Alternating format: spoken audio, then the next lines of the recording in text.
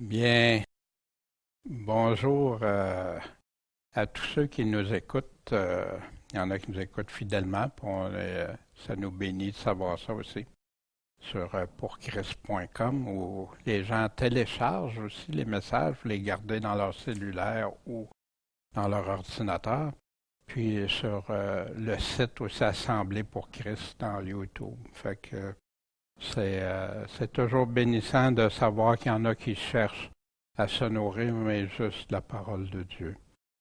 Bien, aujourd'hui, on a le privilège encore d'aller voir ce que Dieu nous a laissé au travers l'apôtre Paul. Puis aujourd'hui, on va regarder dans Corinthiens, cette lettre aux Corinthiens du chapitre 14, versets 1 à 28. Et comme verset clé de ce texte, vous de même, si en parlant une langue, vous faites un discours qui ne puisse être compris, comment saura-t-on ce que vous dites? Parce que vous parlerez en l'air. Pourquoi l'apôtre dit ça? On va regarder ça ensemble aujourd'hui. Bien, rappelons-nous, la semaine dernière, au chapitre 13, ce chapitre de l'amour. C'est quoi? C'est la voie, le meilleur chemin que Paul disait aux Corinthiens. Parce que les Corinthiens, malheureusement, s'en allaient dans les voies de l'orgueil, les voies de l'envie, les voies de mésentente et tout ça. La voie la meilleure. S'il n'y a pas d'amour, tous les dons, même les plus grands, annulent la raison pourquoi Dieu les a donnés en tout premier lieu. Puis ça devient même vain et inutile. Vous avez donné l'image de l'automobile, mais que tu n'as pas l'essence pour mettre dedans. À quoi va te servir? L'amour sera éternel, même au ciel. Ça va durer toujours parce que Dieu est amour. L'amour de Dieu va perdurer. L'amour qu'il a pour nous va perdurer. Puis l'amour qu'on a envers lui va perdurer. La vraie question pour nous, aimons-nous vraiment selon Dieu? Paul nous a donné des critères. Est-ce qu'on aime, nous, selon les critères de Dieu? Puis, j'avais fait la suggestion de lire et relire ensemble le chapitre 13 durant la semaine, de méditer, de se réfléchir à ce que chacune des phrases, qu'est-ce que ça signifie pour la comprendre. On doit comprendre ce qu'on lit. On doit réfléchir pour qu'elle puisse produire le bon fruit. Est-ce que je suis comme ça? Jacinthe partageait tantôt. Pour nous, en le faisant, ça nous est très utile à identifier, oui, les forces, mais oui, les faiblesses qu'on a de l'amour selon Dieu. Parce que dans le fond, à qui qu'on veut plaire? À Dieu en premier, si on n'a pas l'amour qu'il nous demande d'avoir l'un envers l'autre. Est-ce que j'y suis conforme? Est-ce que je dois changer? Puis si je dois changer, comment et quand? Puis j'espère que vous avez eu l'opportunité de le mettre en pratique, de faire ça. Sinon, je vous encourage fortement. Qu'on soit seul ou en couple ou avec d'autres, en groupe. Il y en a qui ont des groupes de prière ou d'études. Puis de faire ça avec Dieu, pour Dieu, puis en Dieu. En sachant que c'est à lui un jour qu'on aura à rencontrer, à répondre. Puis l'amour, par contre aussi, Paul n'est pas en train, en parlant de l'amour, d'exclure tout ce qu'il a dit avant, puis tout ce qu'il va dire après. Vous vous souvenez quand il a dit, séparez-vous de celui qui a la femme de son père, tu sais. En passant, il y a de l'amour dans ça. De l'amour pour l'Église, parce que Paul ne voulait pas que l'Église soit contaminée par ça. De l'amour pour la personne qui finalement s'est repentie, qu'on verra au chapitre 2. Et tout ça. Mais voici, l'amour inclut aussi la conclusion à la toute fin de la lettre de Paul, au chapitre 16. Si quelqu'un n'aime pas le Seigneur, qu'il soit anathème. Pourtant, Paul ne serait pas en train de contredire le chapitre sur l'amour. Fait que la vérité est très importante, la foi est très importante, l'espérance est très importante. Maranatha, hein? Viens bientôt, Seigneur. Puis le Seigneur vient, la grâce du Seigneur Jésus-Christ soit avec vous. Puis cet amour qui ne doit pas servir à enlever la vérité, à laisser tolérer les péchés, tolérer toutes les choses. Non, Paul n'a jamais parlé comme ça. Au contraire, il dénonce ça dans ses lettres. Puis tous les apôtres et Jésus font pareil. Fait que donc, oui, l'amour. Ça ne m'empêche pas d'aimer même mon ennemi, même celui qui s'objecte à ça, de l'aimer pareil, de l'aimer assez, de vouloir qu'il sorte des pièges dans lesquels il est, par amour. Michel nous partageait, mais on peut se faire rejeter quand on fait ça. Mais on le fait par amour parce qu'on aime la personne, parce que ça serait si facile de dire, ben je dirai rien comme ça et il va m'aimer pareil. Être prêt. On a vu l'amour en action, hein? Les caractéristiques du véritable amour. Hein? Quand on veut évaluer, est-ce que j'ai l'amour? Puis, l'engrenage le plus important qui fait marcher toute ma démarche chrétienne. La foi, l'amour et l'espérance. Mais ce qui fait tout marcher, c'est l'amour. Bien, on va demander à Michel de nous lire le chapitre 14 jusqu'au verset 28. S'il vous plaît, Michel. Étudiez-vous à la charité. Désirez aussi avec ardeur les dons spirituels, mais surtout celui de prophétiser. Car celui qui parle une langue inconnue ne parle pas aux hommes, mais à Dieu, puisque personne ne l'entend et qu'il prononce des mystères en son esprit. Mais celui qui prophétise édifie, exhorte et console les hommes par ses paroles. Celui qui parle une langue s'édifie lui-même, mais celui qui prophétise édifie l'Église. Je souhaite que vous parliez tous des langues, mais surtout que vous prophétisiez, car celui qui prophétise est plus grand que celui qui parle des langues, à moins qu'il ne les interprète, afin que l'Église en reçoive de l'édification. Maintenant, frères, si je venais parmi vous en parlant des langues, à quoi vous serais-je utile si je ne vous adressais des paroles de révélation ou de science ou de prophétie ou de doctrine? De même, si les choses inanimées qui rendent un son, soit une flûte, soit une harpe, ne forment pas des tons distincts, comment connaîtra-t-on ce qui est joué sur la flûte ou sur la harpe? Et si la trompette rend un son confus, qui se préparera au combat? Vous, de même, si en parlant une langue, vous faites un discours qui ne puisse être compris, comment saura-t-on ce que vous dites? Car vous parlerez en l'air. Combien, par exemple, n'y a-t-il pas de sortes de mots dans le monde? Et y en a-t-il aucun qui ne signifie quelque chose? Si donc je ne sais ce que ces mots signifient, je serai un barbare pour celui qui parle, et celui qui parle sera un barbare pour moi. Ainsi, puisque vous désirez avec ardeur les dons spirituels, cherchez à en avoir abondamment pour l'édification de l'Église. C'est pourquoi que celui qui parle une langue demande le don de l'interpréter. Car si je prie dans une langue, mon esprit prie, mais mon intelligence est sans fruit. Qu'y a-t-il donc à faire?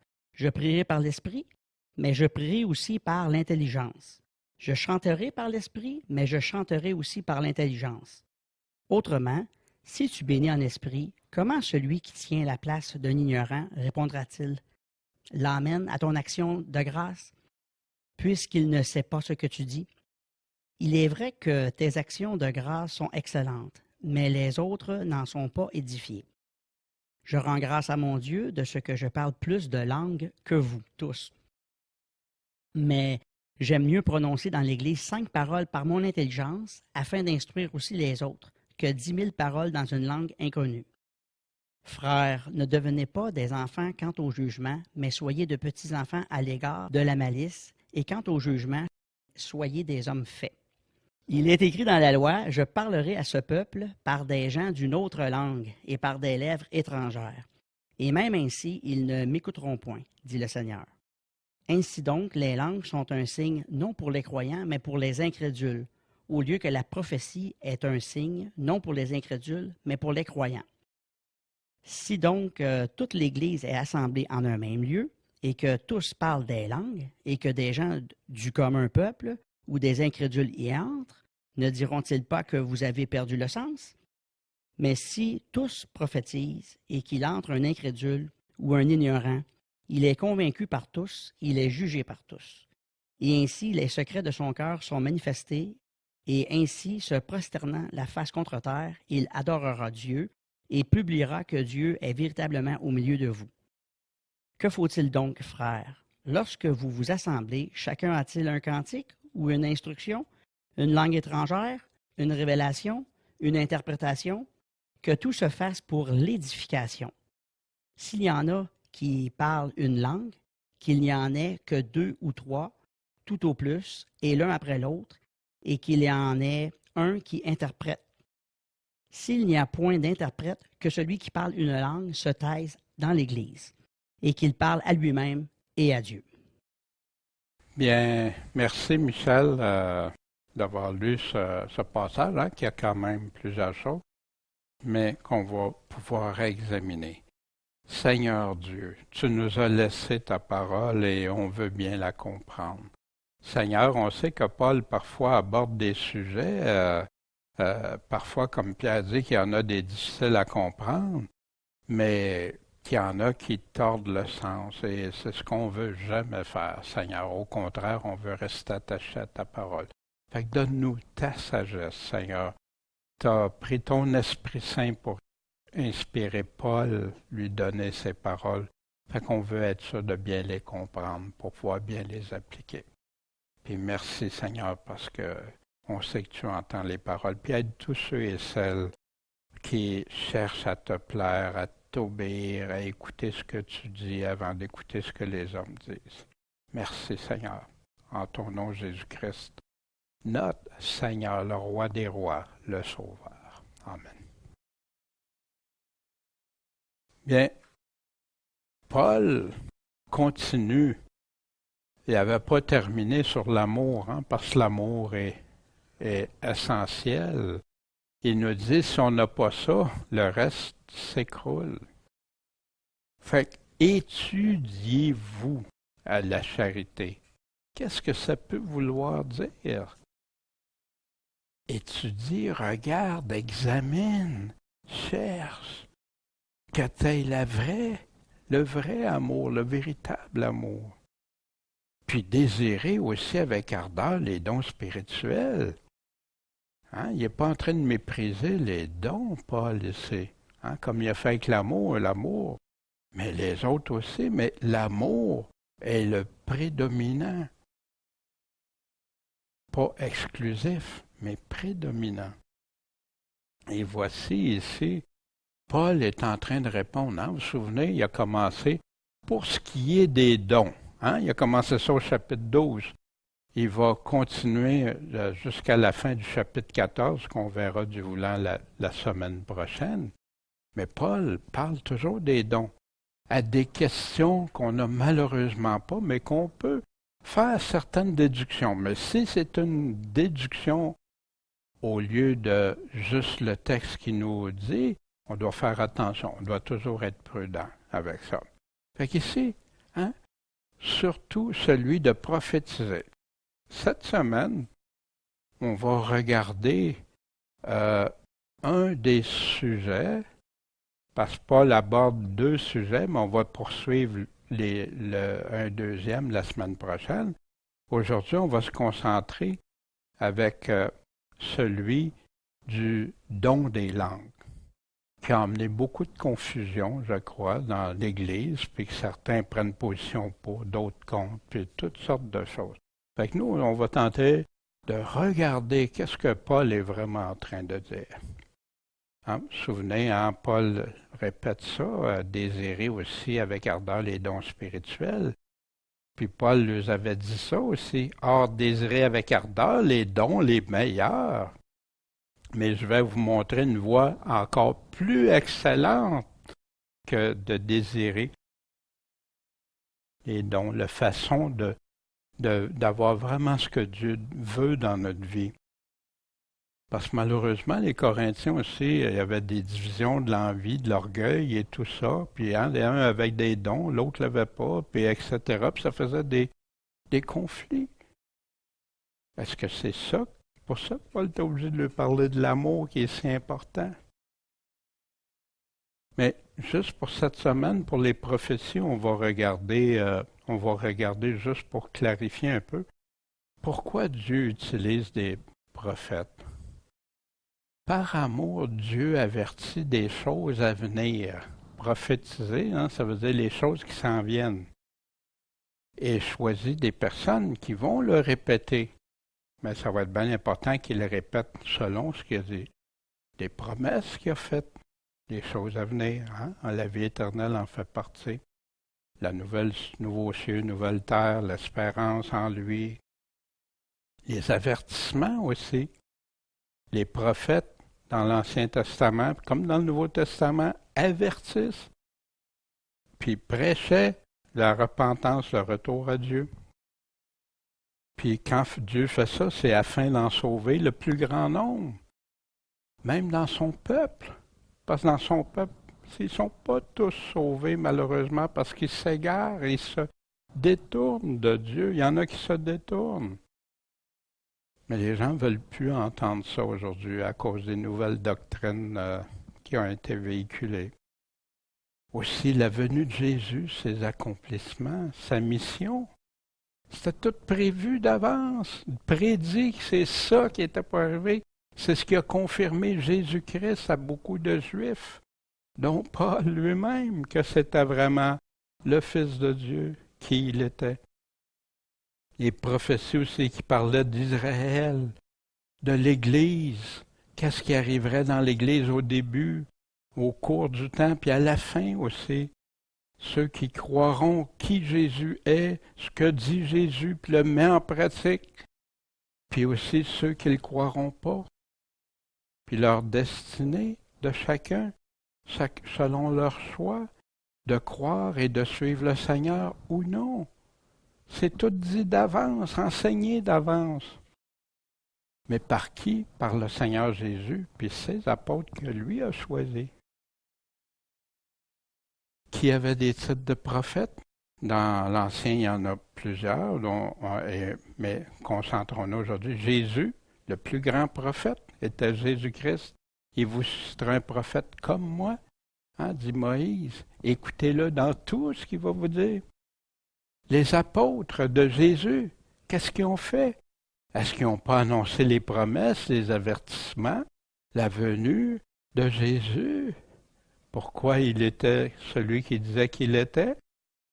Fait des choses par rapport à Israël, des prophéties, ceux qui croiront, les destinées, etc. Pierre, des prophéties, surtout dans la deuxième lettre, Jude qui parle de fin des temps, Jean dans l'Apocalypse, puis dans ses lettres aussi qui parlent de l'Antéchrist, Paul. Dans les actes aussi, il y avait des prophètes aussi dans les églises qui annonçaient des choses, Dieu les a révélées spécifiquement. Mais tous les prophètes, là, dans l'Ancien Testament, annonçaient pas tout plein de choses, plein de révélations. Il y en a qui prêchaient la repentance. Souvenez-vous de Jonas le prophète, que la Bible dit Jonas le prophète. Qu'est-ce qui a été annoncé? La repentance. Bon, ils reviendront, on va clarifier ça pour les prophètes la semaine prochaine, mais vu que le texte en parle, je pensais que c'était bien mais on y reviendra la semaine prochaine, Dieu voulant. Et Paul continue ce qu'il vient de dire, l'amour, bien important, étudiez-vous à l'amour, puis cherchez les dons les meilleurs, tout ça. Puis là, il va aborder celui qui parle une langue inconnue, Pourquoi qu'il amène ça? Parce qu'on lui a posé la question. C'est pour ça qu'il parlait des dons.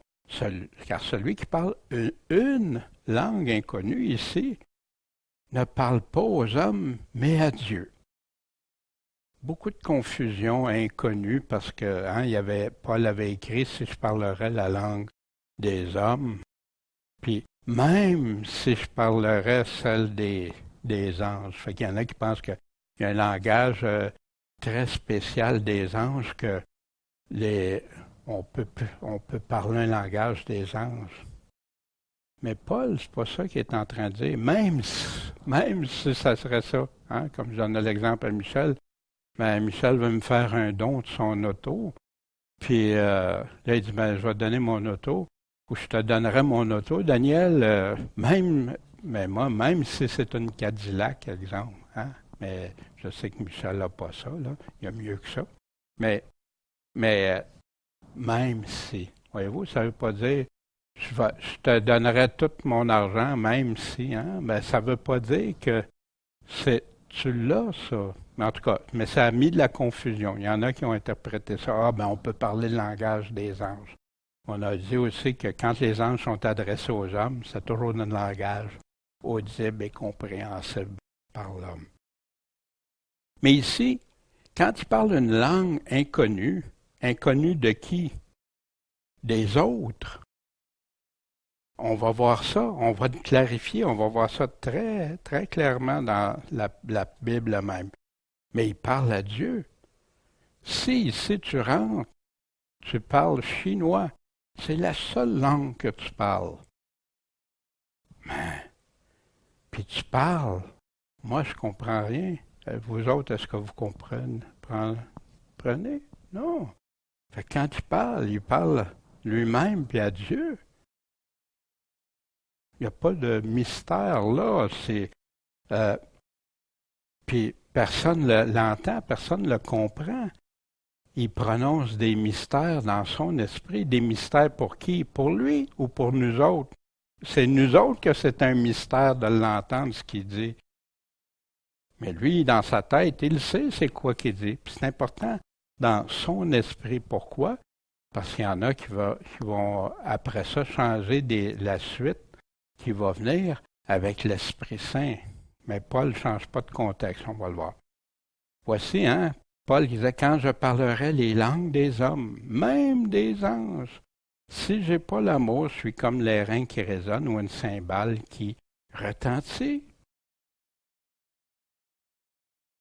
Mais voici, dans Acte 2 qu'on va réexaminer tantôt, qu'est-ce qu'il disait? Nous les entendons parler dans nos langues des merveilles de Dieu. Ça, c'est important, parce que le parler en langue aussi amène le parler des merveilles de Dieu. C'est ce qui est arrivé la première fois qu'il y a eu le parler en langue qui a été donné par l'Esprit Saint dans le Nouveau Testament. C'est là, dans Acte 2. Puis quand est-ce qui parle une langue inconnue? Pour qui il le fait? Quand est-ce que c'est arrivé? Comment? Pourquoi? Dans ce simple passage de Actes au chapitre 2. Le jour de la Pentecôte est arrivé, donc 50 jours après la Pâque. Ils étaient tous d'un accord, tous ensemble unis dans un même lieu. Alors il vint tout à coup du ciel un bruit comme celui du vent qui souffle avec impétuosité, puis a rempli toute la maison où ils étaient. Puis là, il leur est apparu des langues séparées, comme de feu. Hein? Ça ressemblait, c'est quelque chose qui... Qu'est-ce que c'est du feu? Hein? Ça peut être brillant, luisant, lumière, etc. Et qui se posèrent sur chacun d'eux. En passant, c'est intéressant parce qu'il y en a, ils vont découper des bouts de phrases, mais ça n'arrive plus là, après, là, ça, pourtant, si tu veux utiliser la même chose, il faut que ça t'arrive exactement comme ça, après. Ils furent tous remplis du Saint-Esprit et ils commencèrent à parler des langues étrangères. Mais des langues étrangères, des langues qu'eux autres ne comprenaient pas. Pour eux autres, c'était, hein, comme moi, si je parle, il y a quelqu'un qui parle en chinois, c'est une langue étrangère pour moi. selon que l'Esprit les faisait parler. Fait que c'est qui décidait qu'est-ce qu'il parlerait, quelle langue il parlerait? L'Esprit Saint. Fait ici, il y avait, fait que c'est vraiment le parler en langue est défini ici. Or, il y avait en séjour à Jérusalem des Juifs, donc ça s'adressait à qui? À des Juifs, des hommes pieux, donc des hommes qui croyaient, puis qui vivaient selon Dieu, de toutes les nations qui sont sous le ciel. Fait qu'il y en avait de partout, plein de langues qui existaient. Puis eux autres, qu'est-ce qui est arrivé? Puis ce bruit qui a eu lieu, il s'assembla une multitude, hein? Il était un grand nombre, même il y en a eu 3000 qui se sont convertis de ce nom, cette multitude-là, qui fut confondue. Confondue de quoi? Que chacun les entendait parler dans une langue qu'ils ne comprenaient pas, dans un langage des anges, non dans sa propre langue. Wow! Ils en étaient tous hors d'eux-mêmes, puis dans l'admiration, et puis ils disaient les uns aux autres, ces gens-là qui parlent, est-ce qu'ils ne sont pas tous galiléens? Mais ils parlent toute la langue de Galilée, pas les autres. Comment donc les entendons-nous chacun dans la propre langue du pays où nous sommes nés? C'est ça le parler en langue, pas autre chose. Puis là, ils décrivent plusieurs des endroits des personnes qui étaient là, qui entendaient parler dans leur langue. C'est toutes des langues complètement séparées. C'était pas des dialectes, là, c'était toutes des langues différentes. Puis, il y avait des Juifs et prosélytes aussi, des gens qui suivaient la religion juive. Crétois, arabes, nous les entendons parler dans nos langues. De quoi? Des merveilles de Dieu.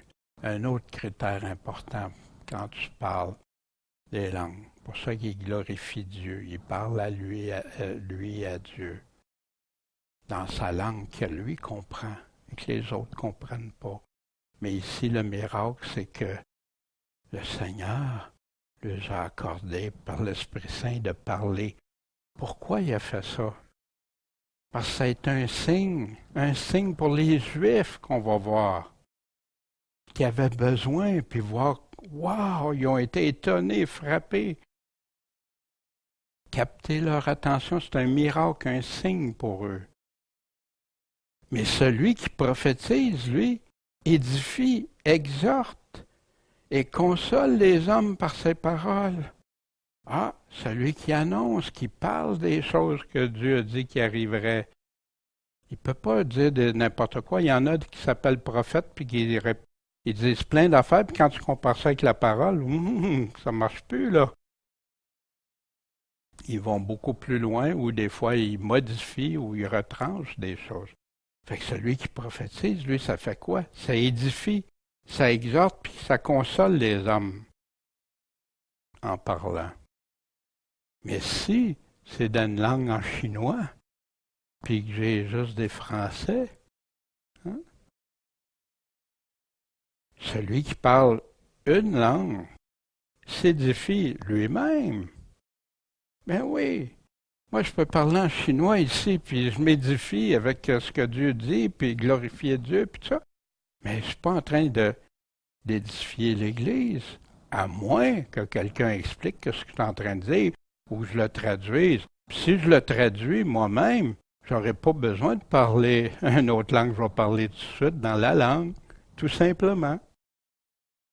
Je souhaite que vous parliez des langues. Tous, tout le monde, là, que vous parliez des langues, des langages, des langues étrangères, des langues inconnues. Mais surtout que vous prophétisiez, parce que celui qui prophétise est plus grand. Voyez-vous, pourquoi il le parle comme ça? Pourquoi il est obligé de le dire ça? Il est plus grand, celui qui prophétise, que celui qui parle des langues. Parce qu'il était très attaché aux langues, c'était devenu le don à avoir. Le don, waouh, c'est extraordinaire. Ah ouais? En passant, les langues, qui nous a donné la parole? Qui a choisi le langage qu'on parlerait? C'est un don. Il y en a qui ne parlent pas. Il y en a qui sont muets. Il y en a qui ont beaucoup de difficultés à parler. C'est un cadeau, merci Seigneur. Un don, c'est un cadeau, hein? Un cadeau de l'Esprit. Merci Seigneur. Celui qui prophétise, il édifie l'Église. De quoi Paul parle? Qu'est-ce qui est le plus important? S'édifier soi-même ou édifier l'Église?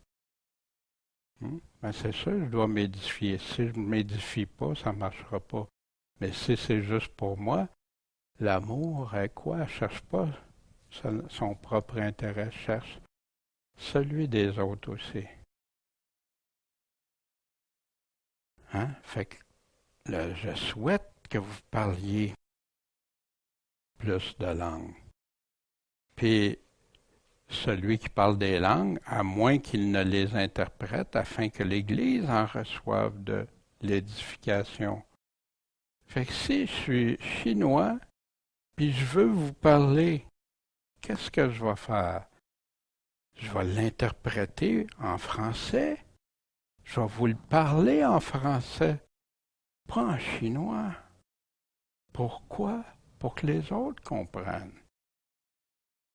Puis, nous les entendons parler comment dans nos langues, de quoi? Des merveilles de Dieu. C'est de ça, c'est pour ça que tu t'édifies. Tu peux t'édifier toi-même en rendant gloire à Dieu, en parlant des merveilles de Dieu, même combien de fois qu'on pense à quelque chose, on en parle, puis en même temps, wow, ça me réconforte, ça me sécurise. Wow, Dieu a fait ça, c'est vrai, hein, dans notre tête.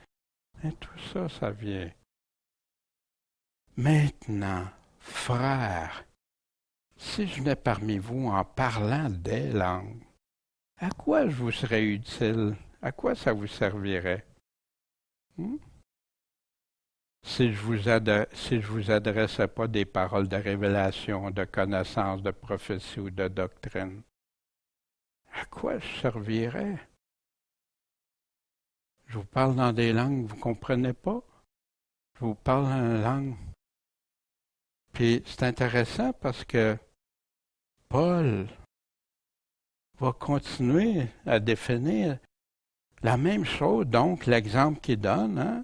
Si je vous adressais cet exemple-là que je viens de donner, de même, si les choses inanimées qui rendent un son, soit une flûte, une harpe, ne forment pas des tons distincts, comment connaîtront ce qui est joué sur la flûte ou la harpe? Comment tu vas le savoir si les sons sont tous pareils ou tu ne comprends pas les sons? Ça ne marche pas. Paul va continuer. Et si la trompette rend un son confus, qui va se préparer au combat?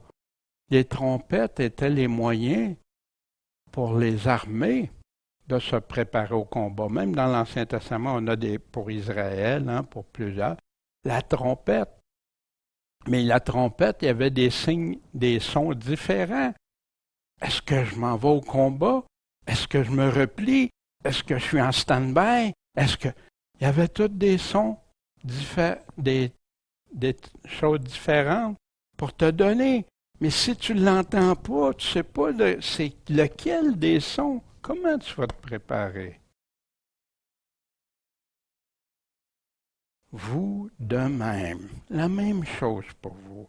Si en parlant une langue, chinois, anglais, latin, hein, vous faites un discours qui ne puisse être compris, comment saura-t-on ce que vous dites? Car vous parlerez en l'air. Exactement ce qui s'est passé au sein de l'Église catholique quand il enseignait en latin, que les gens ne comprenaient pas. Blablabla, bla, bla, tu peux dire les plus belles choses, les pires choses, n'importe quoi. Tu parles en l'air. Tu parles Je parlerai en chinois pendant 1 heure. Je parle en l'air s'il n'y a personne qui le comprend. Personne qui peut m'interpréter après puis le dire aux autres. Combien, par exemple, n'y a-t-il pas de sortes de mots dans le monde? Hein, il y en a-tu, hein? On va voir sur Google, hein, des mots, ça finit plus. Hein, on parlait de plus de 2000 langues variées, plus tous les dialectes et tout ça. Puis des mots. Puis y en a-t-il aucun qui ne signifie quelque chose? C'est-tu des mots inutiles? Ben non, ils sont là pour véhiculer, communiquer une pensée, une image, une réflexion, une structure qui nous amène à. Si donc, hein, toujours le mot donc, hein, qui fait le lien et la conclusion. Donc, si je ne sais que ce que ces mots signifient, ce qu'ils veulent dire, ces mots-là, hein, puis il y a beaucoup d'inventions de nouveaux mots maintenant, hein, il y en a qui inventent des mots, c'est à la mode maintenant. Je serai un barbare pour celui qui parle, et celui qui parle sera un barbare pour moi. Qu'est-ce qu'il veut dire par là?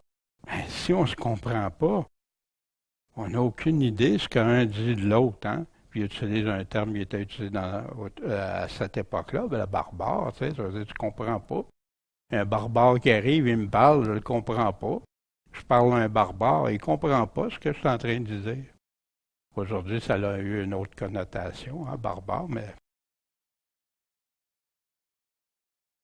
Ainsi, puisque vous désirez avec ardeur les dons spirituels. C'est pour ça que Paul les écrit, pour ce qui est des dons spirituels. Vous voulez tellement avoir des dons, mais dans quel but? Pourquoi vous voulez ça? Ben, cherchez à en avoir abondamment. Mais pourquoi? Pour l'édification de l'Église. Édifier, qu'est-ce que ça veut dire édifier? Un édifice qui se construit, une construction. Construire l'Église qui appartient à Christ, son Église.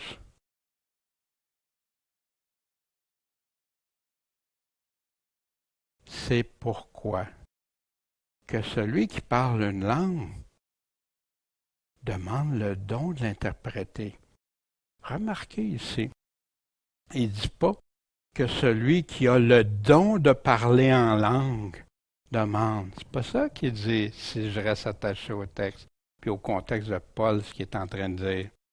Que celui qui parle une langue, je parle chinois, je parle latin, je parle n'importe quelle langue, ben, demande le don de l'interpréter à Dieu, de pouvoir interpréter ce que tu veux leur dire. Dieu, j'ai des Chinois à évangéliser, mais je ne sais pas parler chinois.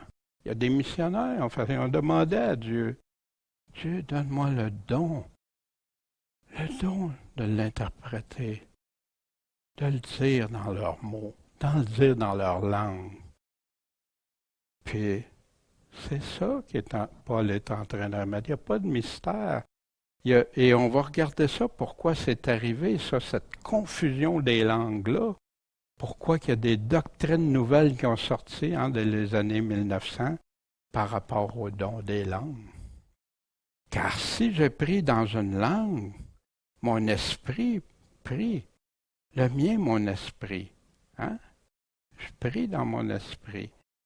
Mais mon intelligence est sans fruit. Où ça amène? Qu'y a-t-il donc à faire? Je prierai par l'esprit. Puis remarquez ici, habituellement, j'aime beaucoup mettre des lettres majuscules, hein, quand c'est... Mais Paul est en train, mon esprit, il n'a pas changé le contexte. Tantôt, il parlait aussi son esprit. Il ne parlait pas de l'Esprit Saint ici.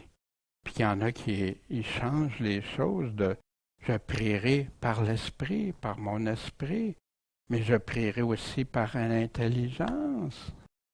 Je ne prierai pas de dire n'importe quoi. C'est réfléchi, c'est raisonné ce que je prie dans ma tête. Je chanterai par l'esprit, mais je chanterai aussi par l'intelligence.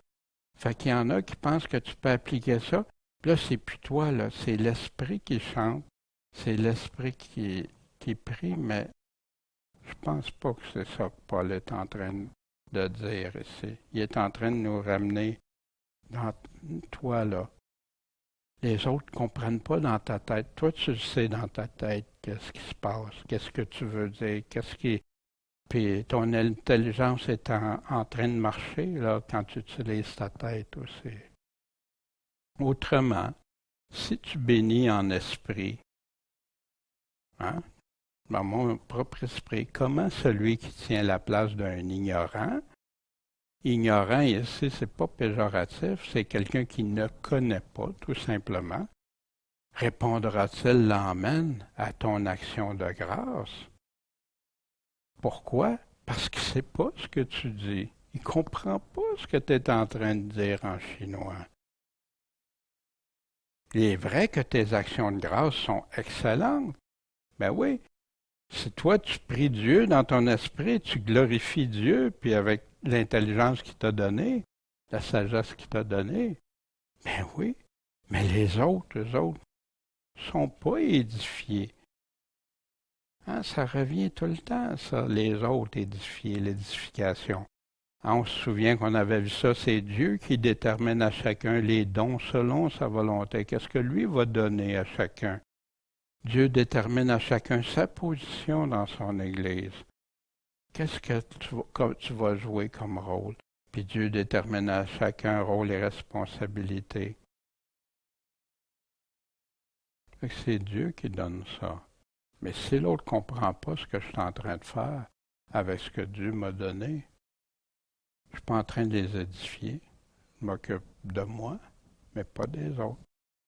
Je rends grâce à mon Dieu de ce que je parle plus de langues que vous tous. Ah, voyez, Paul parlait en langue. Oui, Paul parlait des langues étrangères. C'est un grand homme érudit que la parole nous dit, puis qui allait de pays en pays porter l'Évangile parce qu'il était capable de parler aux Phrygiens, aux Philippiens, aux Colossiens, à différentes régions, à Cappadoce, partout.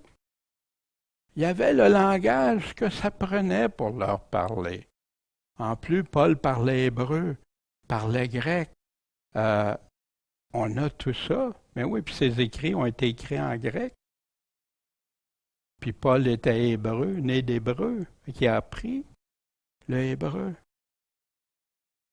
Mais Paul parlait beaucoup plus de langues que les Corinthiens pouvaient parler. Mais, malgré que je parle plein de langues, tout ça, que je peux m'adresser à plein de monde, j'aime mieux prononcer dans l'Église 5 paroles, 5 mots. Comment? Par mon intelligence. Dans quel but? Afin d'instruire aussi les autres. Que 10 000 paroles, 10 000 mots dans une langue inconnue. Pensez à ça, là. 5 puis 10 000. 2 000 fois plus. C'est plus que 100% plus, hein? 2 000 fois plus. Wow!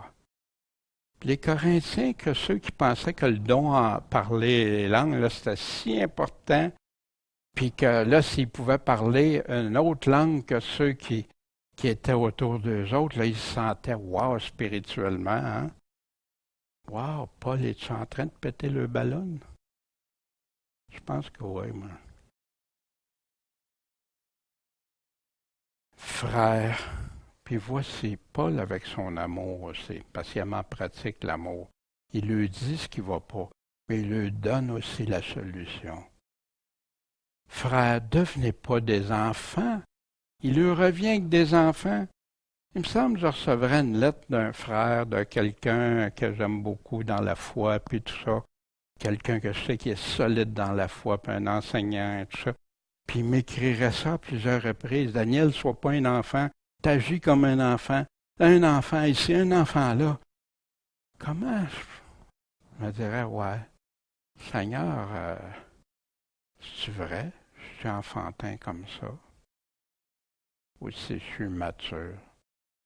Ou si je suis en train de m'affermir. En train d'aller vers la route de la maturité. Devenez pas des enfants quant au jugement. Pensez pas que 10 000 mots, c'est plus important.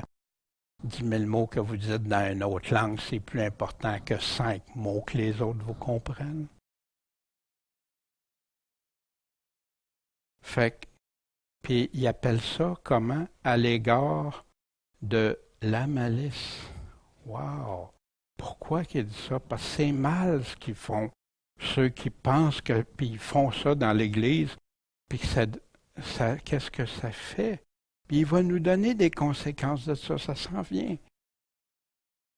Faites pas le mal à l'égard de la malice, là. Malice, c'est le mot mal.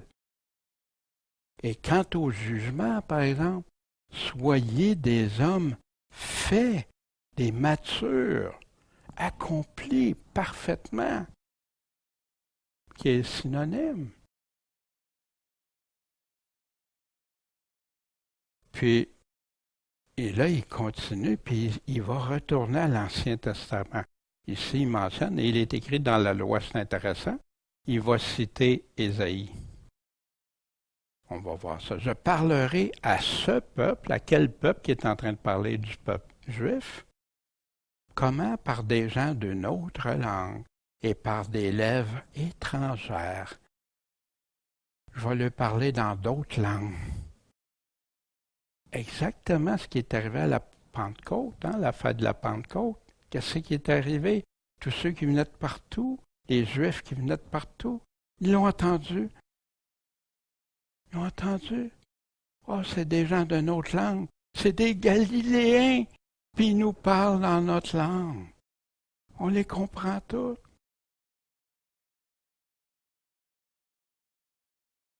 Et même ainsi, ils ne m'écouteront pas, dit le Seigneur. Voici où Paul a pris ça. Puis c'est toujours important d'aller voir quand Paul cite un passage, où il a pris ça, puis pourquoi. Ça nous aide à comprendre. Puis là, il est en train de les confronter. Ouais, ben, regarde pourquoi le parler en langue, là. Regardez pourquoi. Parce que Dieu veut parler. Il va le parler par des langues étrangères, des langues qui... Mais il va parler à son peuple. En ce jour, l'Éternel des armées sera une couronne éclatante et un diadème de gloire. Pour qui? Pour le reste de son peuple. Fait qu'il y a toujours ça, le reste.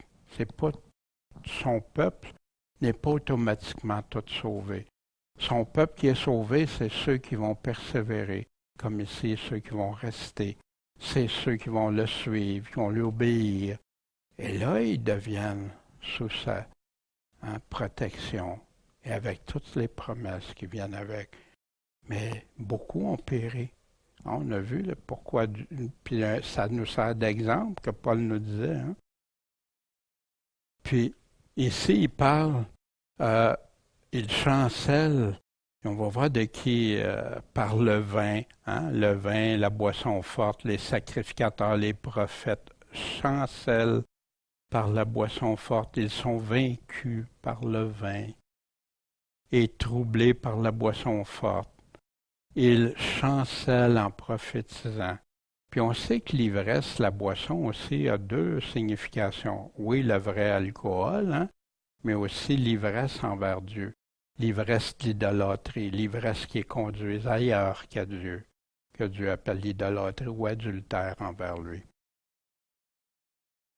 Il vacille en rendant la justice. Fait que pendant qu'il parle de la justice, qu'est-ce que Dieu demande?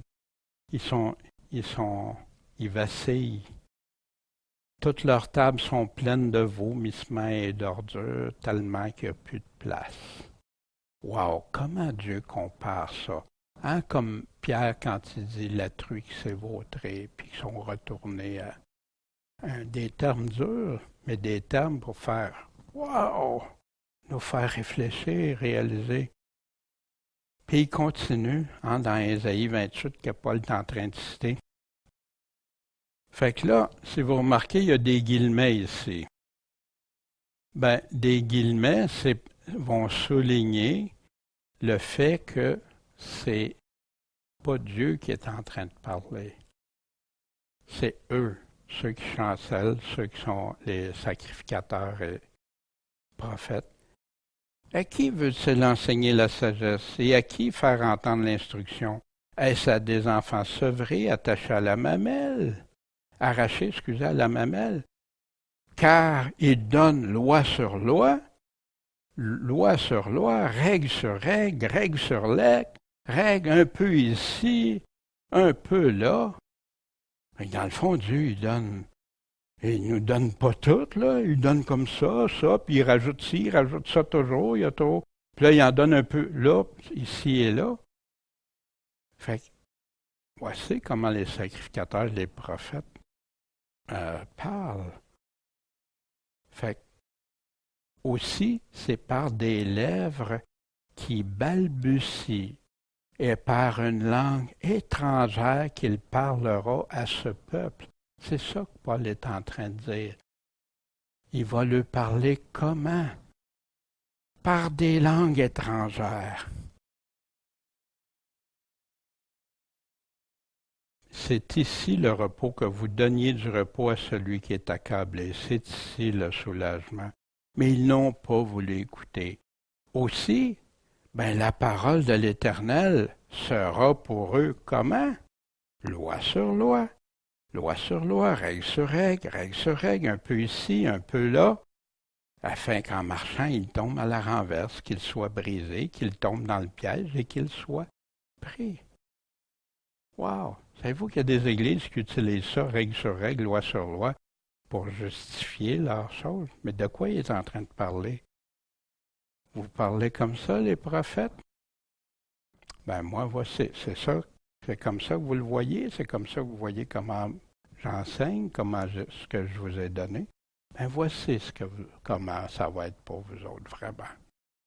Comme ça, il n'y aura pas de mensonge, hein? Ça va être la vérité. Fait que, voyez-vous, pourquoi il parlait? Puis on va le voir, Paul va continuer. Dans Acte 2, les langues sont un signe non pour les croyants, mais pour les incrédules, ceux qui ne croient pas ou qui doutent. Ils commencèrent à parler des langues étrangères selon que l'Esprit faisait parler. À qui? Des Juifs, hommes pieux, donc des gens qui cherchaient de toutes les nations qui sont sous le ciel. Ils ont été confondus de ce que chacun les entendait parler dans sa propre langue. Comment donc on les entend? Qu'on les entend parler dans nos langues des merveilles de Dieu. Cette prophétie-là s'est réalisée. Elle a été accomplie quand ça s'est survenu. Il y en a, merci Seigneur, la Bible nous dit qu'il y en a eu 3000 qui se sont convertis de la multitude. Mais dans la multitude, il y en a plein qui n'ont rien voulu savoir. Même ils sont ivres, il y a tout ça. Ils ont dénigré tout ça. Ils ont rejeté des prophètes, des sacrificateurs du temps. Ils ont rejeté tout ça. Puis même si Dieu leur a parlé.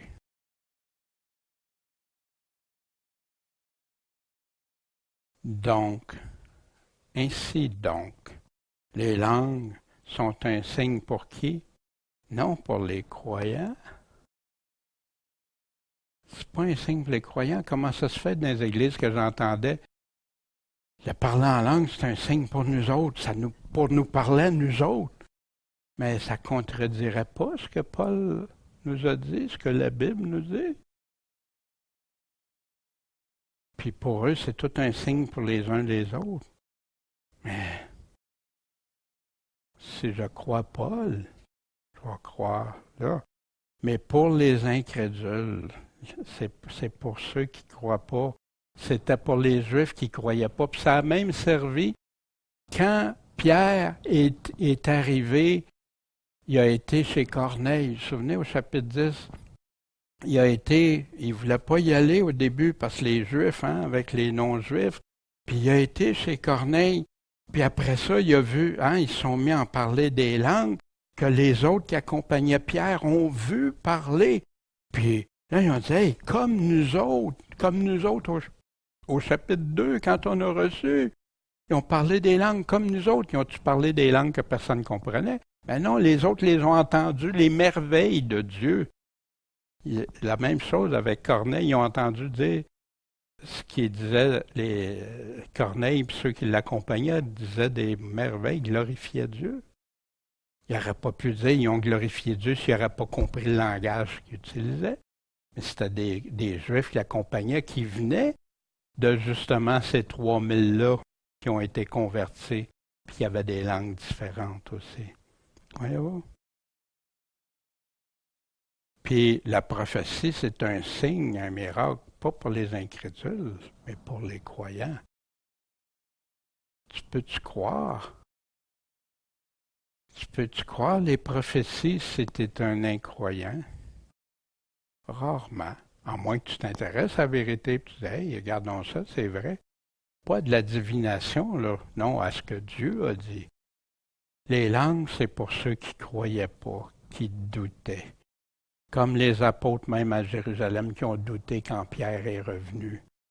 Puis que Pierre a été obligé de leur expliquer ce qui s'est passé. Puis là, wow! Wow, c'est correct. Fait que ça a convaincu même les apôtres. Parce qu'ils ont parlé dans des langues. C'est ça qui leur avait confirmé qu'ils avaient reçu le Saint-Esprit. Mais est-ce que tu vois ça après ça partout? Ben non. Les prophéties, c'est pour ceux qui croient ou qui croiront, qui s'intéressent à la vérité. Justement, comme Pierre tenait encore ce discours, le Saint-Esprit est descendu sur tous ceux qui écoutaient ce qu'il disait. On va voir de quoi il parlait. Et tous les fidèles circoncis qui étaient venus avec Pierre ont été étonnés de ce que le don du Saint-Esprit était aussi répandu sur les gentils. Comment ils ont su ça? C'est ce que je vous disais. Mais moi, je veux le prouver parce que c'est écrit. Car ils les entendaient parler diverses langues. Pas juste une langue, pas juste deux, plusieurs langues. Et glorifier Dieu. Tu ne peux jamais dire que quelqu'un glorifie Dieu. Comme il y en a, on avait vu ça, une vidéo un moment donné, une messe en latin, puis qu'on avait écouté on avait regardé la traduction des mots, puis ça blasphémait Dieu.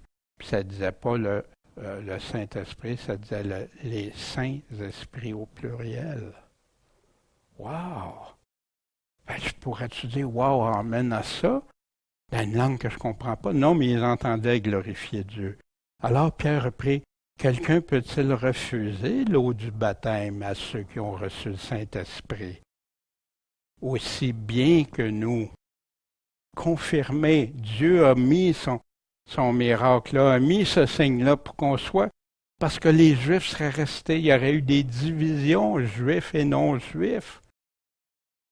C'est pour ça que Pierre a eu la vision de la nage. Pierre, ne joue pas avec ça. Ce que moi j'ai sanctifié, je l'ai sanctifié. Toi, t'es pas toi qui vas, Il commanda qu'on les baptise au nom du Seigneur. Le baptême toujours là, partout dans le Nouveau Testament. Alors, ils le prièrent de demeurer quelques jours avec eux. Bien sûr, parce que quand tu apprends l'Évangile, ils sont nés de nouveau. C'était des enfants, ils avaient besoin de viande, ils avaient besoin que leur donne du lait comme bébé, puis après ça, de la viande. Ce discours de quoi Pierre est en train de parler, vous savez qu'il est défendu à un Juif de se lier avec un étranger ou d'aller chez lui. Mais Dieu m'a appris à ne dire aucun homme souillé ou impur. Ça y appartient, ça. Amen. Puis là, après, il a pris la parole. Je reconnais que Dieu n'a point égard à l'apparence des personnes. De quelle apparence? Mais qu'en toute nation, celui qui le craint et qui s'adonne à la justice de Dieu, lui est agréable.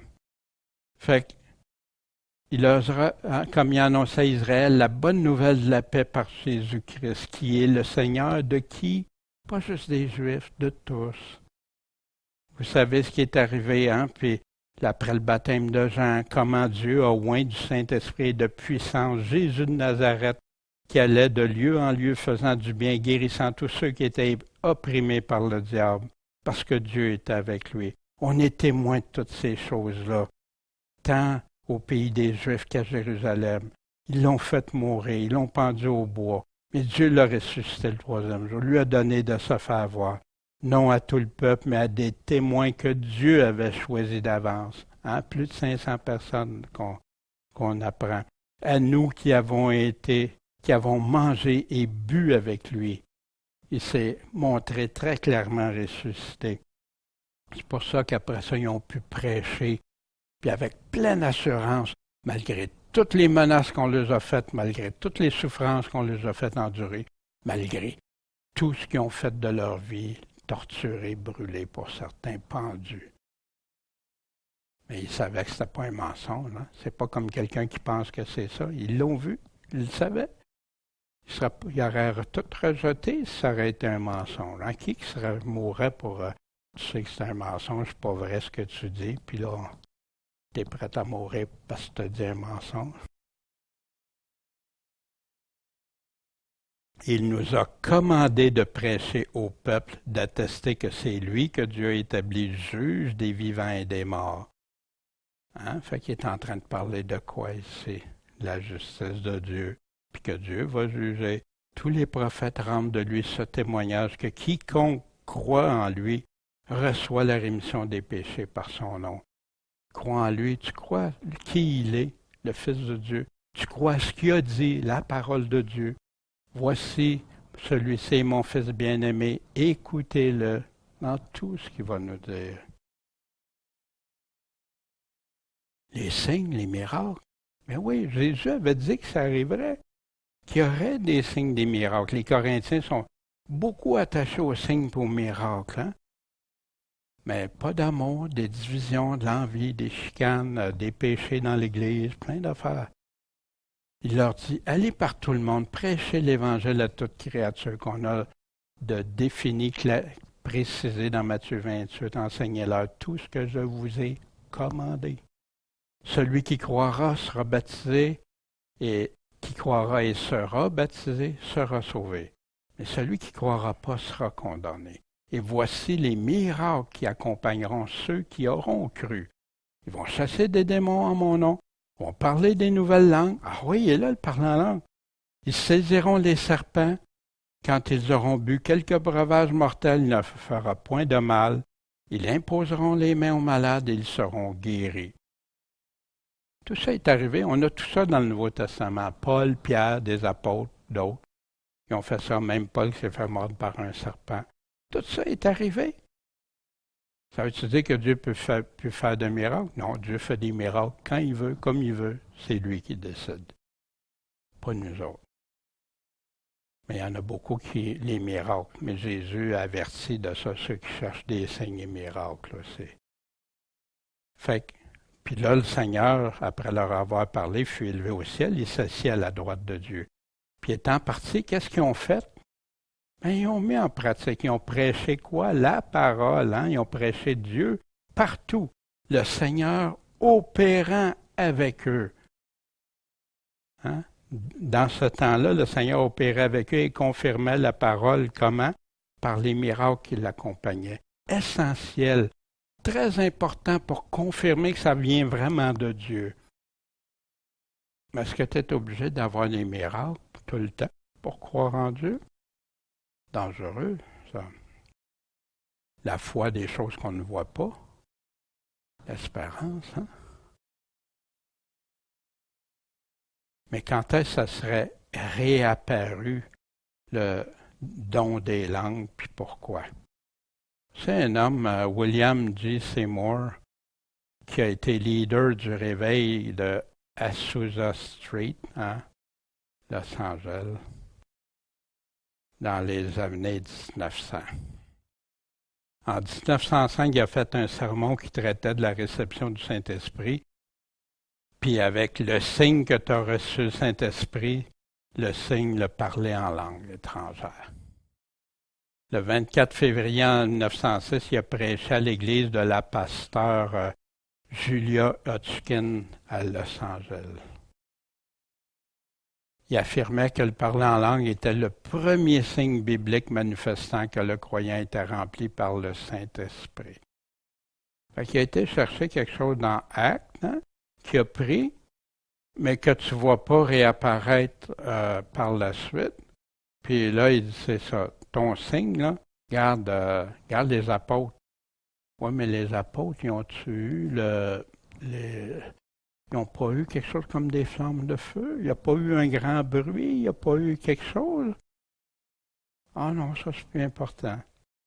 Mais comme premier signe, par exemple, hein, ça, c'est parler en langue est très important. Puis, c'était ça qui montrait que le chrétien était rempli par le Saint-Esprit, mais il reconnaissait ne pas en avoir fait l'expérience lui-même. Fait que lui, il disait, c'est comme d'autres, hey, il faut faire vivre ce qui était au début du Nouveau Testament. Il faut que ça réapparaisse. Mais pendant 1900 ans, ou presque, 1800 années en tout cas, c'était pas là. C'était parti. On a même des écrits des anciens, puis même ceux qui suivent les enseignements d'Augustin par Luther, puis Calvin et compagnie. Ben, même ça, il disait, regarde, il était au 3e siècle, mais c'était disparu, les langues. Il n'y avait plus ça dans les églises. Mais là, lui, il dit, ça prend ça. Fait que finalement, le conseil de l'Église, la semaine d'après, il est retourné à l'Église, mais ils ont mis un cadenas sur l'Église. Non, ils ne voulaient pas entendre ça. Puis apparemment, parce qu'ils n'avaient pas encore fait l'expérience, ils ne voulaient pas aller plus loin dans ça. Mais ça laisse supposer que s'il y aurait eu l'expérience de ça, là, il l'aurait accepté, mais la foi, c'est pas de l'expérience. Vous pouvez voir ça au Wikipédia puis plein d'autres endroits, là. Cependant, certains des membres de l'Église de Hodgkin, c'est là que c'est né, hein, le parler en langue, ne rejetaient pas la prédication de Seymour. Fait qu'il a été invité à rester dans une maison d'un membre de la paroisse, puis a commencé à y tenir des études bibliques, des réunions de prière. Ils ont eu un petit groupe de nouveaux adeptes qui ont, après ça, déménagé ailleurs. Des familles locales blanches, des églises locales du mouvement de sanctification ont commencé à y assister, hein, multiracial, ce qui donnait une allure multiraciale au culte. Le groupe se réunissait régulièrement et priait pour recevoir le baptême du Saint-Esprit. Mais quand tu es né de l'Esprit, immersion, plongée, c'est ça. On n'a pas besoin d'autre esprit, on n'a pas besoin, c'est là. Mais on peut vivre sanctifié, puis rester rempli de l'Esprit que Dieu. Fait qu'ici, en 1906, après 5 semaines de prédication et de prière présidée par Seymour, puis 3 jours de jeûne, Édouard lit et parle en langue pour la première fois. Fait que là, il y en a qui disent, wow, regarde, la prière, puis tout ça. Mais je vais vous rappeler aussi qu'au niveau adventiste, la même chose pour le fait de la date de 1844. Hein, ils ont prié pendant des années. Mais pourtant, c'était prié pour une désobéissance que la personne avait donné une date pour le retour de Jésus que Jésus a dit de ne pas faire.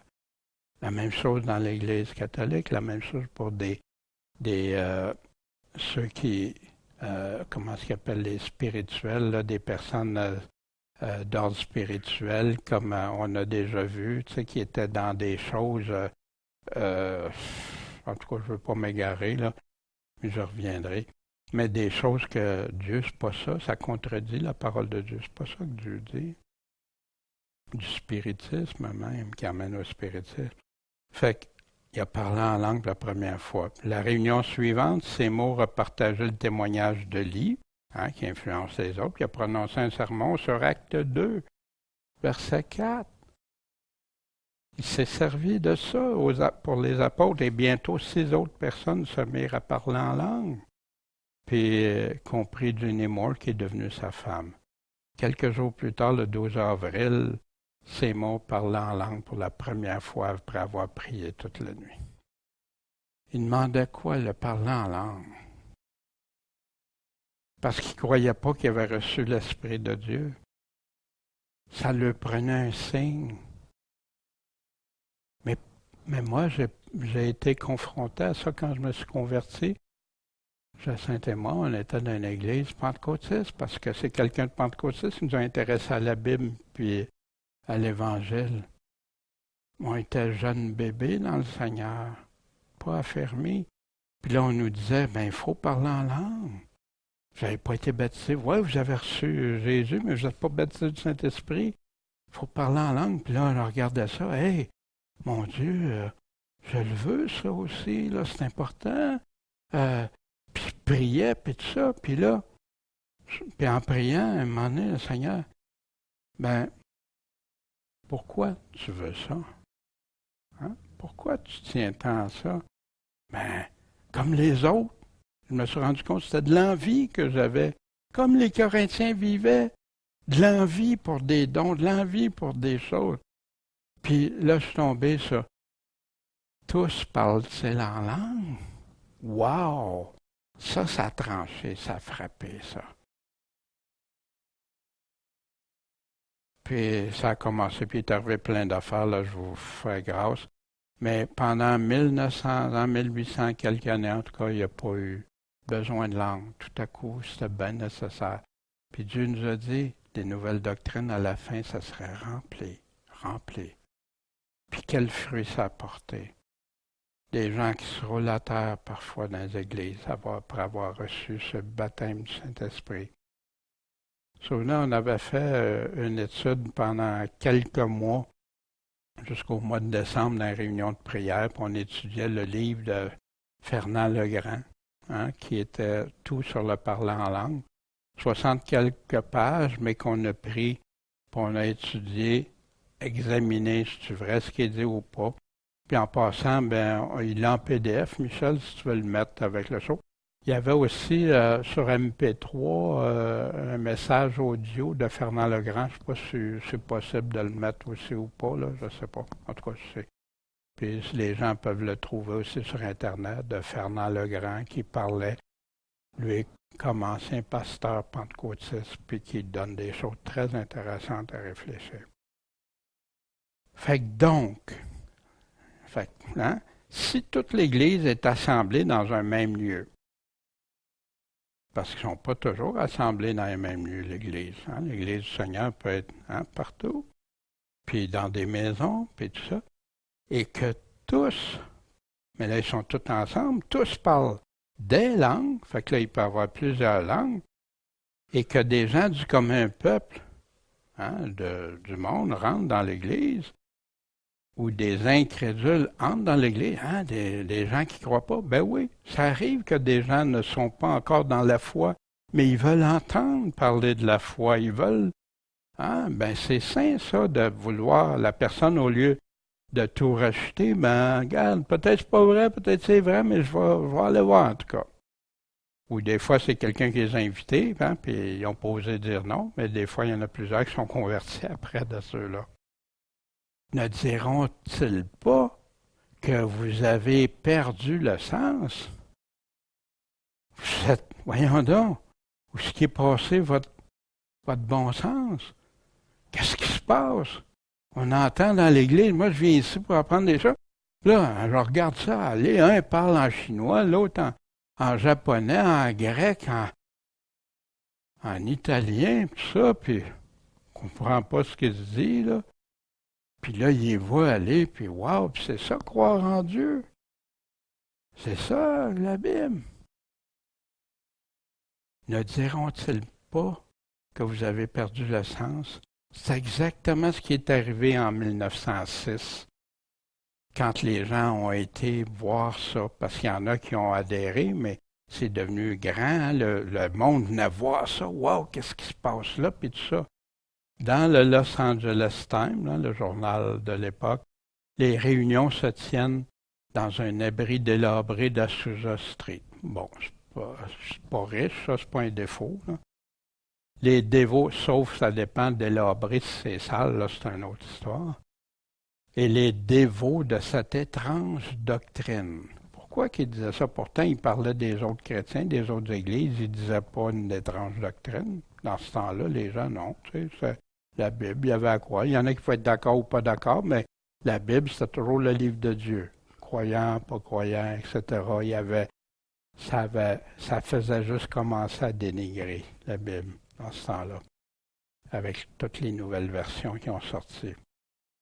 Cette étrange doctrine pratique les rites les plus fanatiques. Ah. Prêche des théories les plus folles. Ça veut dire qu'ils ne restent plus juste dans ce qu'on entend d'habitude. Là, les théories, se mettent eux-mêmes dans un état d'excitation folle. Ils voyaient les gens sauter, crier, hurler. À d'autres places, ils ont crié 3 jours et 3 nuits, hein? Pour la fête de Pâques. Ça criait. Où tu vois ça dans l'Évangile? Où tu vois ça? Des Afro-Américains et quelques Blancs composent la congrégation et la nuit est rendue affreuse dans le voisinage. La nuit, par les hurlements des fidèles. Quel témoignage! Qui passent des heures à se balancer dans une attitude nerveuse, survoltée de prières et de supplications. Ils prétendent avoir le don des langues. Est-ce que Paul a parlé que de parler une autre langue, ça fait tout ça? Hein? On a oublié des versets où Paul a oublié de nous le dire. Jamais Paul, parce qu'au contraire, Paul, on va voir la semaine prochaine, c'est un Dieu d'ordre, pas de confusion. Est-ce que maintenant il dit tester les esprits? Est-ce que ça, pour moi, c'est selon l'Esprit de Dieu? Wow! Puis encore, on l'a plus clairement, là, le fichier, mais la Weird Babel of Tongue. La tour de Babel, la tour des langues bizarres, weird, étranges. Fait que, imaginez l'effet que ça fait. En passant, les langues, c'est apparu quand? À la tour de Babel. C'est une malédiction que Dieu leur avait envoyée d'un premier temps. Pourquoi? Parce qu'ils ne voulaient pas se séparer comme Dieu avait dit pour remplir la terre. Ils voulaient rester puis se prendre pour comme Dieu. Hein? Après le déluge, ça. Un résident du quartier décrit ainsi les événements de ce qui se passait. Ils crièrent pendant 3 jours et 3 nuits. On était à Pâques, des gens venaient de partout. Le lendemain, il n'y avait plus moyen de s'approcher de la maison. Quand les gens arrivaient, ils tombaient sous le contrôle de Dieu, entre guillemets. Hein? C'est ça le contrôle de Dieu? Paul va nous le clarifier vraiment la semaine prochaine. On va voir. Et toute la ville en était troublée. Pas de signe de repentance, là, pas de signe de choses qui ont un témoignage pour Dieu qui amène à l'Évangile. Non, qui faisait peur au monde. Ne diront-ils pas que vous avez perdu, vous êtes hors de sens? Vous êtes comme devenu fou? Ils crièrent jusqu'à temps que les fondations de la maison s'effondrent. Mais personne ne fut blessé. Bientôt, la foule devint immense et la rue débordait de gens parlant en langue, criant, chantant, gémissant. Wow, quel témoignage, hein? Je sais pas, mais honnêtement, si on aurait vu quelque chose passer comme ça devant nos yeux, surtout avant notre conversion, ça nous aurait-tu attiré au Seigneur? D'où vient cet esprit-là? Au début, j'avais très peur parce que je voulais vraiment pas le blasphème du Saint-Esprit. Mais quand j'ai tombé sur tester les esprits, savoir s'ils viennent de Dieu.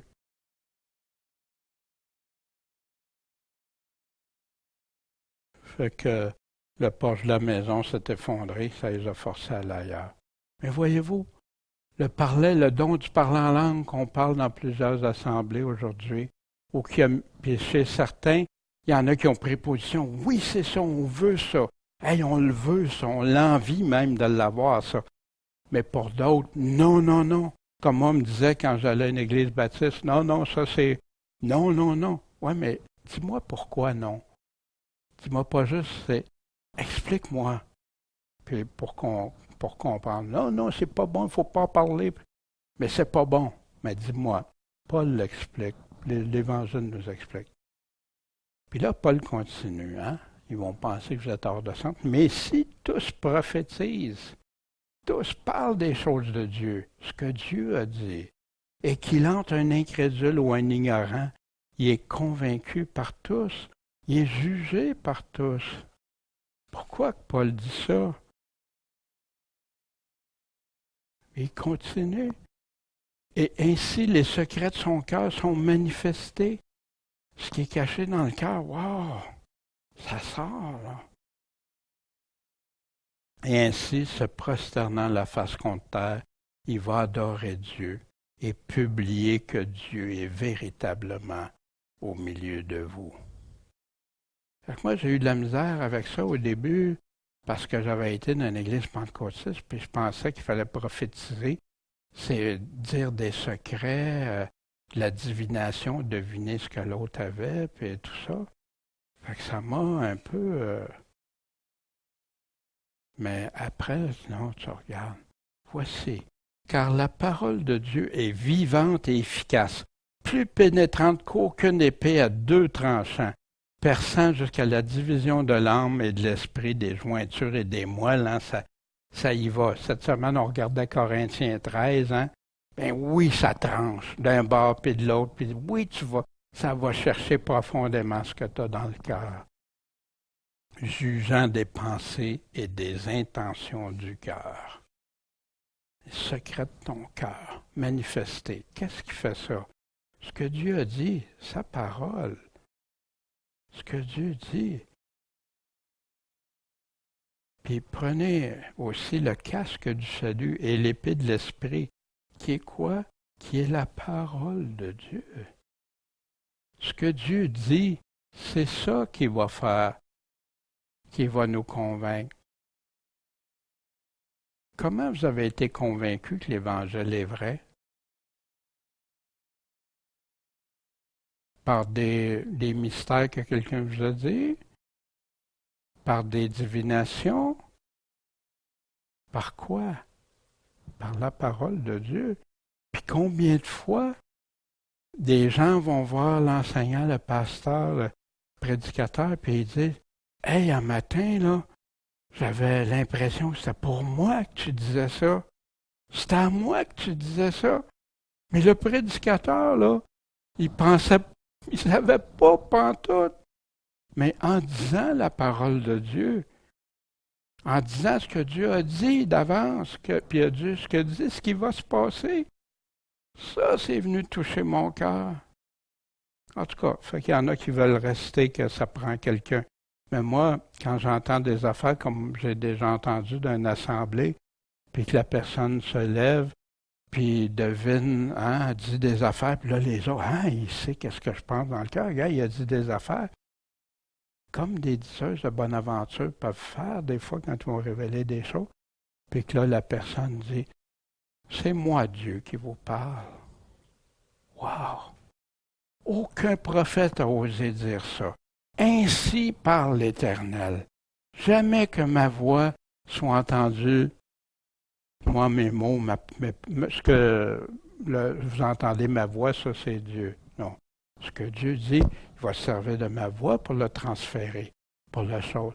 Mais si moi jamais je vous dirais une affaire comme ça, regardez, moi quand je parle là, je suis Dieu qui vous parle. Abominable, pour moi en tout cas. Pour moi.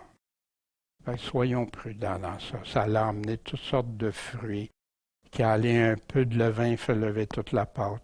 Puis plein de choses que je pourrais vous raconter par rapport à ça. Hein. Même chez les charismatiques catholiques, ça a commencé par un pentecôtiste qui a imposé les mains à quelques personnes. puis qu'après ça, il glorifiait Marie, puis tout ça. Ça vient de Dieu, ça.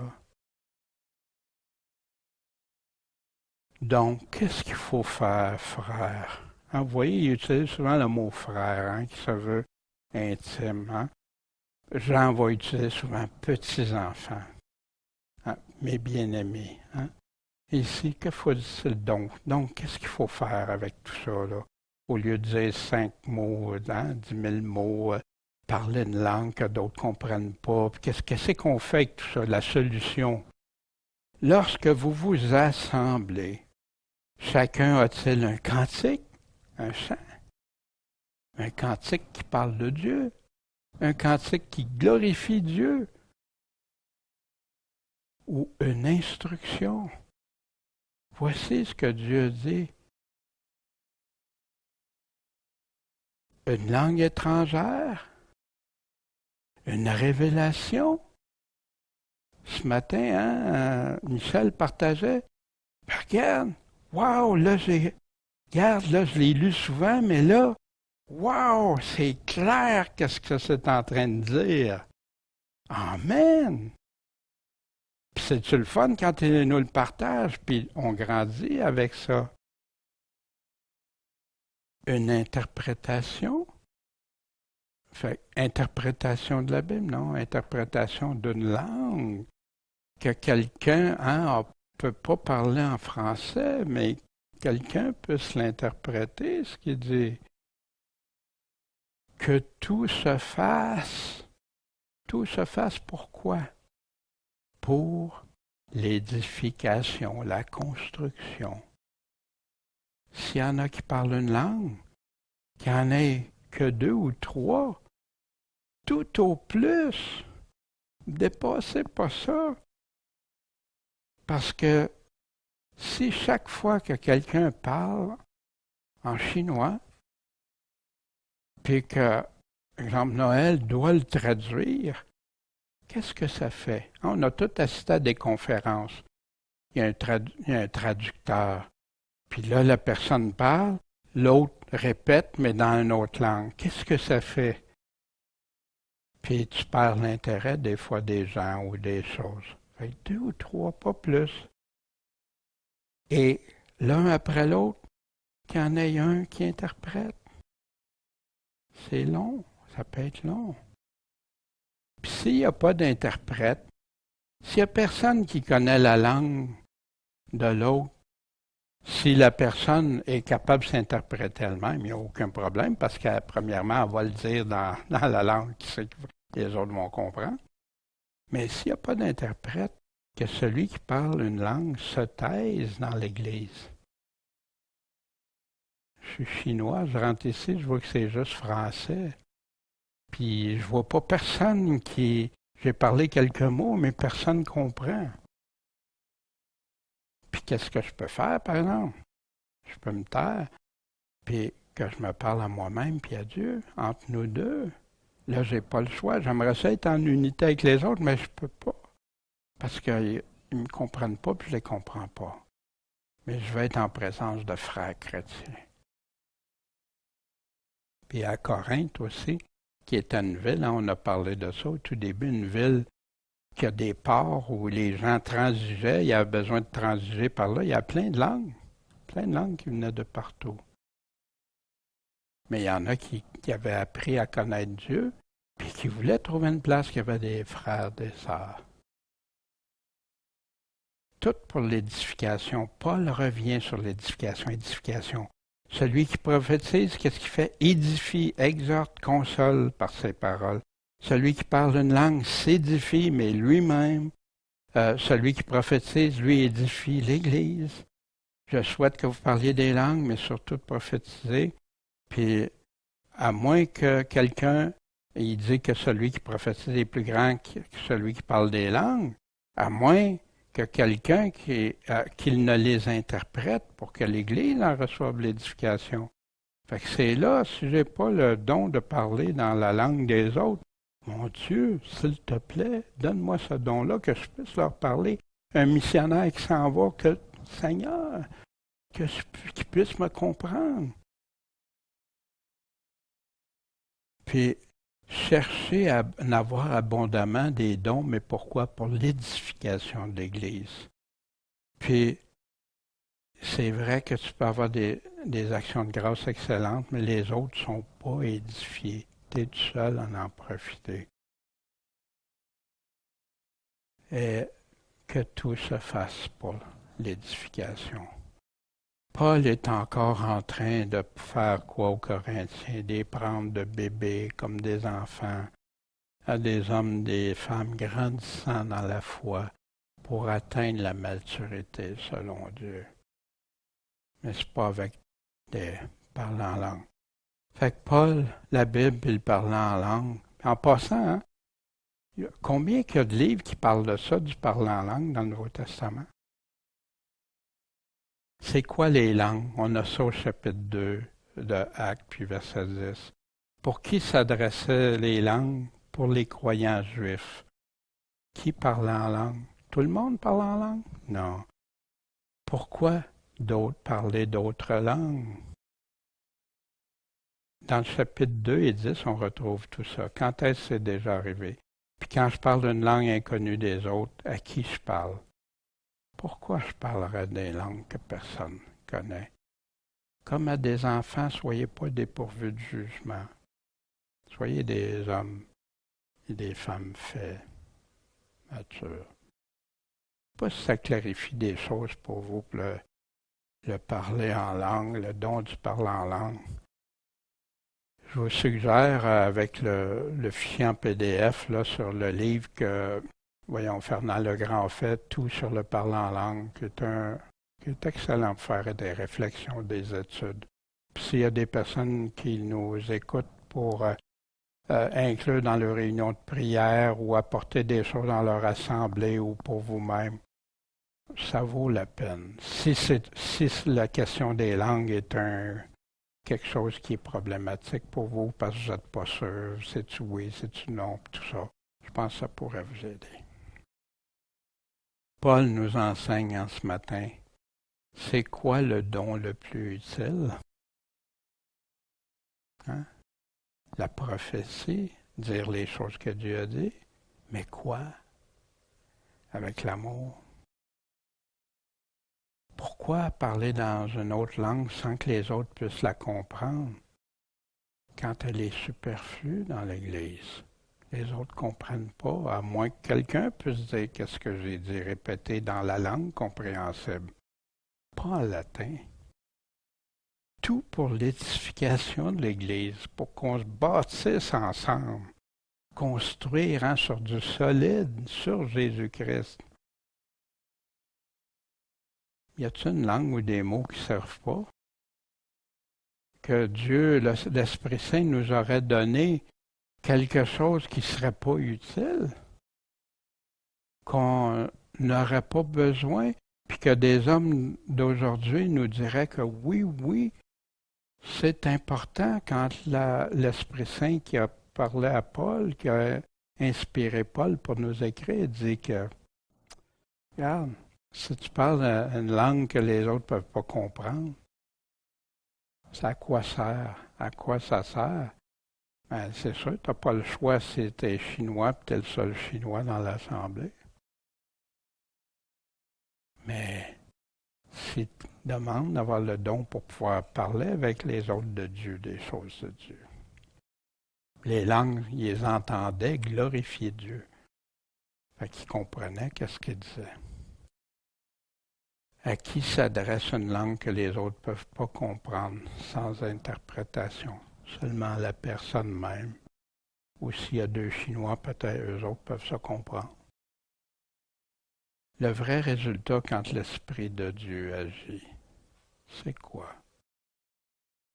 Le vrai résultat va t'amener à l'amour, à porter du fruit, puis à écouter ce que Dieu dit, les choses que Dieu a dit d'avance. Ça, c'est le vrai réveil. Parce que souvent, on associe, comme Seymour a fait à Los Angeles en 1906, là, le vrai réveil. Là. On se réveille après 1900 ans, exemple. Mais c'est pas ça le vrai réveil. Le vrai réveil a toujours amené des gens à réaliser qu'ils étaient dans l'erreur, à réaliser qu'il avait besoin de se repentir, de changer de vie, à se convertir, à se faire baptiser, à suivre Jésus-Christ. Mais si c'est juste pour faire des étincelles, puis qu'il ne fait pas ce que Dieu dit, à quoi ça sert?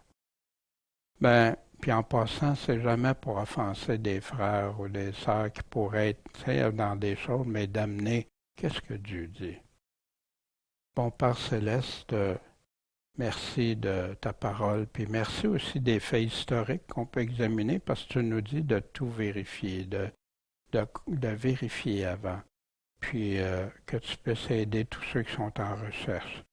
Merci Seigneur parce que on va voir la semaine prochaine aussi, selon ta bonne volonté, le don de prophétie.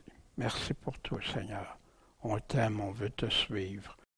On veut t'écouter, toi, ce que tu nous dis. En ton nom, Seigneur, Maître et Sauveur. Amen.